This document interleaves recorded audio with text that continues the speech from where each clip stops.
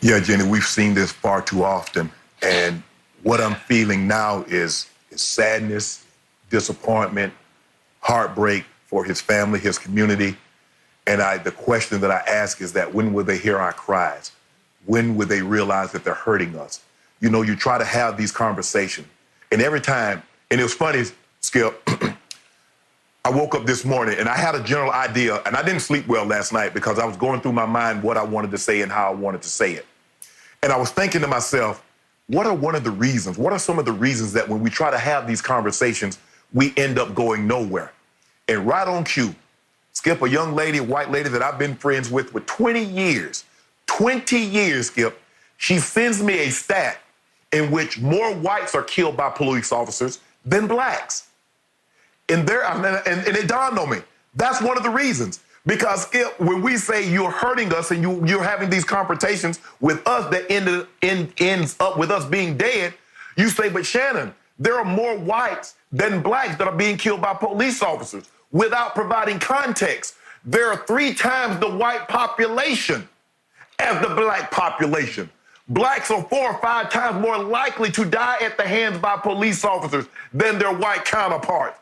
And the most trusted, tried and true, one that they will always use, Skip, when you try to have this conversation about police brutality against black, what about the black on black crime?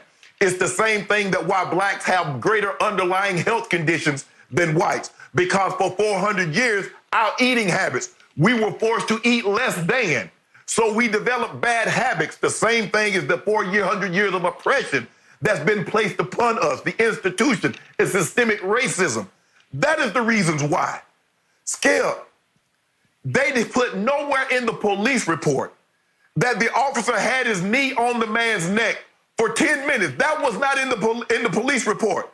Skip, what made my blood boil is what the police officer had his 180-pound body, knee on the guy's neck, with his hands in his pocket. Skip, you know and I know if you feel that there's a threat, there is no way you're putting your hands in your pocket. The man is handcuffed, flat. And then in the report, they said he had an underlying condition. I don't care what your conditions are. If somebody puts their knee on your neck for 10 minutes, for 5, 7 minutes, you're going to die. And then you're going to use that he had diabetes, he had a heart condition as the reasons? And not the fact that you had a knee in the man's neck?